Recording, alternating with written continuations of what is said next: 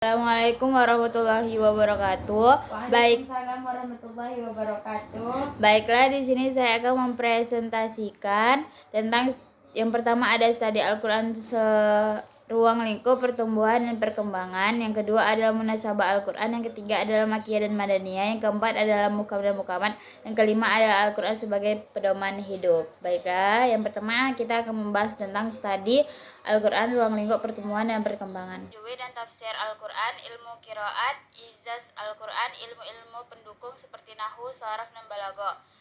Pertumbuhan studi Al-Quran. Pertumbuhan adalah proses awal muncul dan perkembangan kajian Al-Quran sejak awal Islam, masa Nabi Muhammad SAW. Al-Quran langsung diajarkan oleh Nabi kepada para sahabat. Masa sahabat mulai muncul penafsiran sederhana berdasarkan pemahaman mereka. Masa tabi'in, kajian semakin luas, mulai muncul perbedaan pendapat dalam tafsir. Perkembangan studi Al-Quran. Perkembangan adalah tahap lanjutan ketika ilmu Al-Quran semakin lengkap dan berstruktur.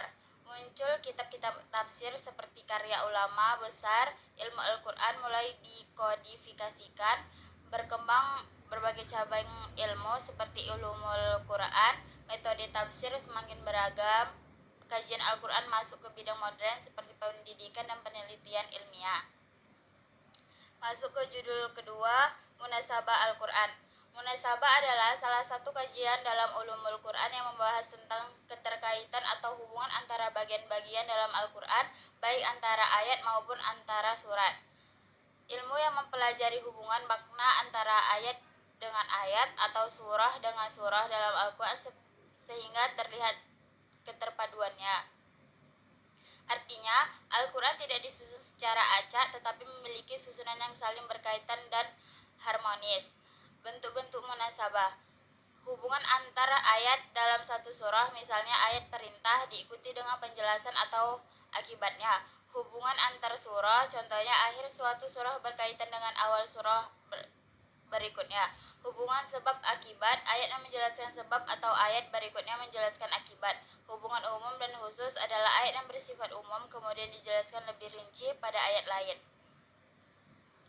Baiklah, masuk ke judul ketiga, makiyah dan madaniyah. Makiyah adalah ayat atau surah Al-Quran yang diturunkan sebelum hijrah Nabi Muhammad SAW ke Madinah, walaupun turunnya tidak selalu di kota Makkah. Madaniyah adalah ayat atau surah yang diturunkan setelah hijrah, walaupun turun tidak selalu di Madinah. Tujuan mempelajari makiyah dan madaniyah yaitu memahami konteks turunnya ayat, membantu dalam penafsiran Al-Quran, mengetahui tahapan dakwah Islam, memahami mana ayat yang lebih dahulu atau kemudian, penting dan hukum. Makiyah dan madaniyah menunjukkan bahwa Al-Quran diturunkan secara bertahap sesuai kondisi umat saat itu. Awalnya membangun keimanan, kemudian menyempurnakan dengan aturan kehidupan. Lanjut judul keempat yaitu muhkam dan muhkamat. Muhkam adalah ayat Al-Quran yang maknanya jelas, tegas, dan tidak menimbulkan penafsiran ganda, mudah dipahami tanpa membutuhkan penjelasan. Muhkamat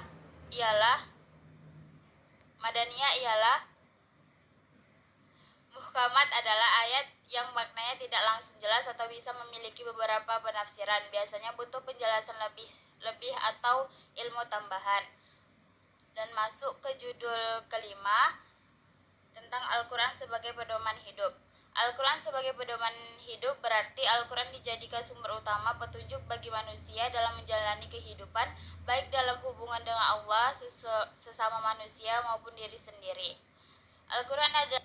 Masuk ke judul kelima tentang Al-Quran sebagai pedoman hidup. Al-Quran adalah kitab suci umat Islam yang berisi petunjuk untuk kehidupan manusia sebagai pedoman hidup. Al-Quran memberikan arah yang benar agar manusia tidak tersesat.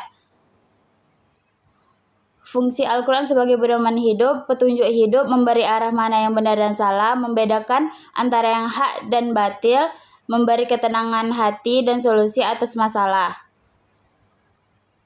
Al-Quran adalah pedoman hidup yang lengkap dan sempurna. Jika diamalkan, manusia akan hidup dengan arah yang jelas, damai, dan penuh kebaikan.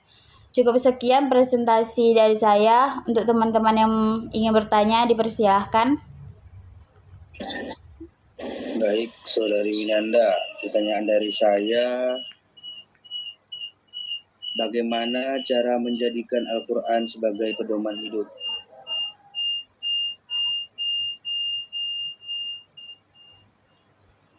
Sekian. Baik, saya akan menjawab pertanyaan dari Rito. Bagaimana cara menjadikan Al-Quran sebagai pedoman hidup? Jawabannya, dengan membaca, memahami, dan mengamalkan isi Al-Quran, serta menjadikannya dasar dalam mengambil keputusan dalam kehidupan sehari-hari. Sekian. Cukup.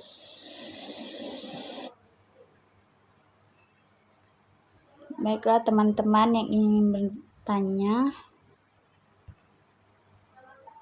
Baiklah, sekian presentasi dari saya. Wassalamualaikum warahmatullahi wabarakatuh.